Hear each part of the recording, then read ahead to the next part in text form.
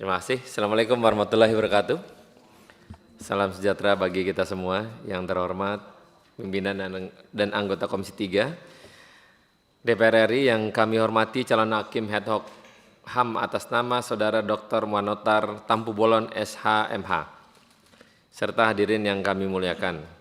Pertama-tama marilah kita panjatkan puji syukur kehadirat Tuhan Yang Maha Esa karena hanya atas perkenannya kita dapat melaksanakan dan menghadiri uji kelayakan calon hakim agung dan hakim ad hoc HAM pada Mahkamah Agung dalam keadaan sehat walafiat. Kami menyampaikan terima kasih kepada Saudara Dr. Manotar Tampu Bolon SH.MH dalam hal ini sebagai calon hakim ad hoc HAM pada Mahkamah Agung atas kesediaannya memenuhi undangan kami. Sebelum dimulai uji kelayakan calon hakim ad hoc HAM, pimpinan menyampaikan beberapa hal sebagai berikut. Alokasi waktu uji kepatutan dan kelayakan calon hakim ad hoc HAM yang paling lama 60 menit, termasuk 5 menit yang digunakan untuk menyampaikan pokok-pokok makalah. Pertanyaan diajukan oleh masing-masing fraksi kepada calon hakim ad hoc paling lama 5 menit yang pelaksanaannya diatur oleh pimpinan rapat. Setelah selesai pelaksanaan proses uji kelayakan ini, calon hakim ad hoc HAM diminta menandatangani surat pernyataan yang telah disiapkan oleh Komisi 3. Demikian pengantar kami. Kesempatan selanjutnya kami serahkan kepada calon hakim ad hoc untuk menyampaikan pokok-pokok makalahnya paling lama 5 menit. Silakan, Pak. Assalamualaikum warahmatullahi wabarakatuh. Salam sejahtera bagi kita semua yang ada di ruangan ini. Ketua sidang yang saya hormati dan juga anggota sidang yang saya hormati. Perkenankan saya untuk memaparkan poin-poin dari paper saya. Poinnya sebenarnya sudah ada di abstrak dan akan saya bacakan. Judulnya proses penyelidikan, penuntutan dan peradilan HAM berat menurut Undang-Undang Nomor 26 Tahun 2000 tentang Pengadilan HAM. PPR ini membahas masalah yang terjadi dalam proses penyelidikan, penuntutan dan peradilan hak asasi manusia atau HAM menurut Undang-Undang Nomor 26 Tahun 2000 yang dianggap kurang efektif sehingga sangat minim kasus pelanggaran HAM berat yang sampai diperiksa di peradilan HAM ad hoc. Teori dan konsep yang digunakan oleh penulis adalah teori unwillingness and enable untuk memecahkan masalah proses yang tidak efektif ini di Indonesia. Penulis mengatakan bahwa terjadinya proses pemeriksaan perkara pelanggaran HAM berat di Indonesia adalah akibat ketidakmauan dan ketidakmampuan negara untuk memproses para pelaku kejahatan HAM berat, ditambah dengan sulitnya penyelidikan dan penyidikan termasuk mengumpulkan barang bukti pada pelanggaran HAM berat masa lalu. Rekomendasi yang diberikan adalah bahwa proses penanganan kasus pelanggaran HAM berat melalui Undang-Undang Nomor 26 Tahun 2000 lebih efektif dengan menambahkan penyidik ad hoc yang kompeten pada Kejaksaan Agung Republik Indonesia sehingga penyidikan kasus-kasus pelanggaran HAM berat masa lalu dapat diadili pada peradilan HAM ad hoc sesuai Undang-Undang Nomor 26 Tahun 2000.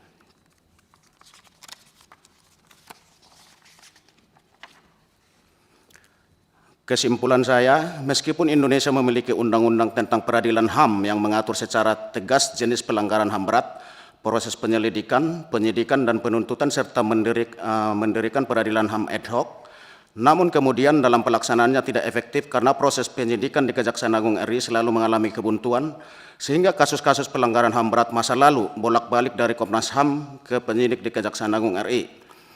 Upaya-upaya yang dilakukan oleh Kejaksaan Agung Republik Indonesia yang tidak bisa menuntaskan penyidikan kasus-kasus pelanggaran HAM berat masa lalu dikualifikasi sebagai kategori tindakan negara yang bersesuaian dengan doktrin unwillingness dan enable untuk mengungkap kejahatan terhadap hak asasi manusia yang terjadi di Indonesia.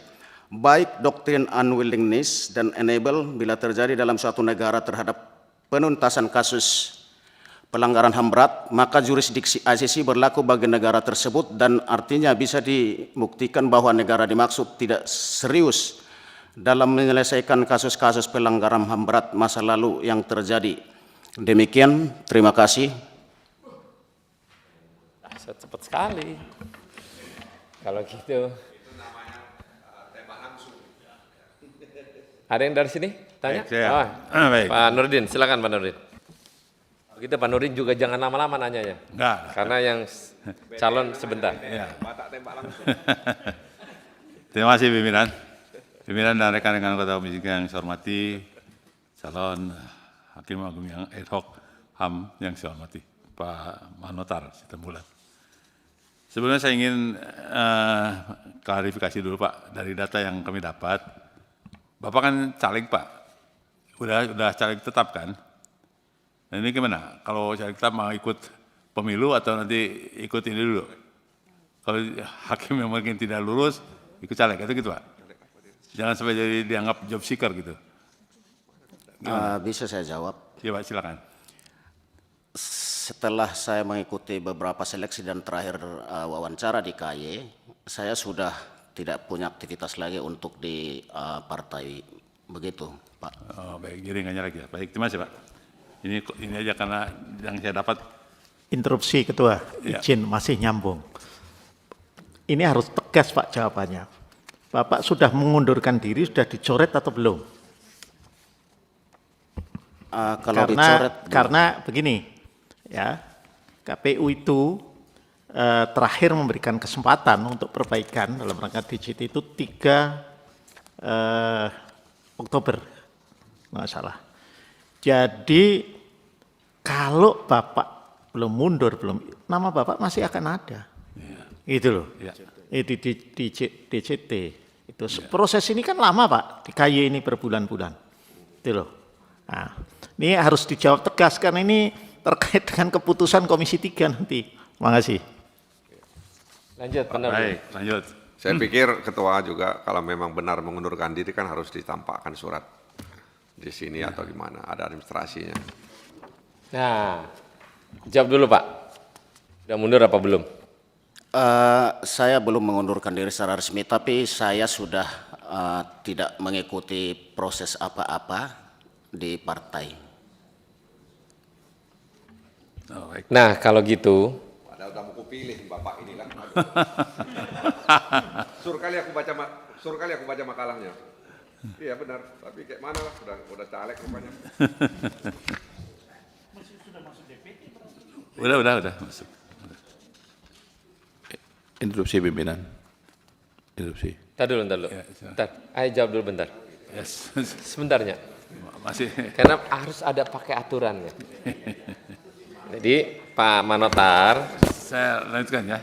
terkait dengan peraturan Komisi Yudisial nomor 1 tahun 2022 tata cara seleksi calon hakim ad hoc hak asasi manusia di Mahkamah Agung, ada pasal 4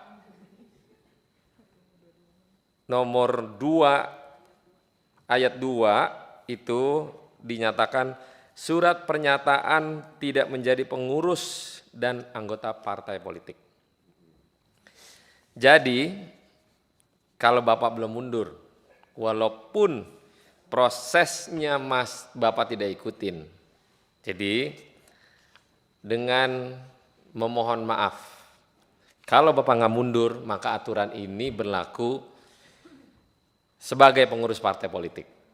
Nah, Bapak harus tunjukin yang disampaikan Pak Nasir Jamil tadi, surat pengunduran diri dari anggota partai politik ataupun sebagai caleg. Nah, kira-kira teman-teman mohon tambahan. Pimpinan. Ya, Pak Wiyadi. Ya. Sebenarnya mengundurkan diri atau tidak itu kan kita bisa lihat dari DCT terakhir. Saya kira kalau nama DCT-nya itu masih ada, otomatis walaupun tidak mengikuti proses, tapi tetap itu tercatat sebagai calon legislatif dan tetap sebagai anggota partai.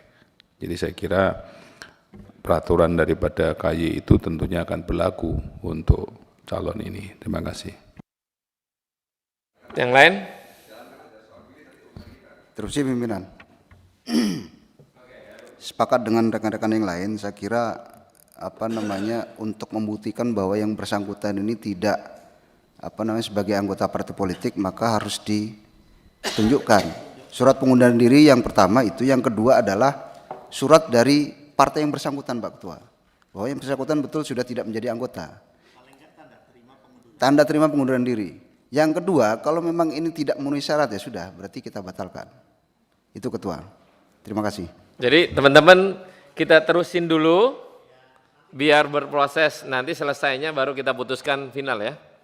Oke, silakan. Pak Nurdin. Baik.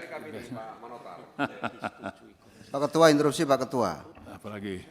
Kalau memang tidak memenuhi syarat, kenapa mesti dilanjutkan? Iya, betul. Saya kira tidak perlu lagi Ketua. Terima kasih. Makanya tadi tanya, mau terusin atau kita stop? Stop aja. Oke, dengan keputusan bersama teman-teman, benar ya, kita stop tindak lanjut syarat karena Bapak tidak memenuhi syarat, daripada Bapak nunggu lama-lama duduk di situ, lebih baik dipersilahkan untuk meninggalkan ruang Komisi 3 DPR RI. Terima kasih.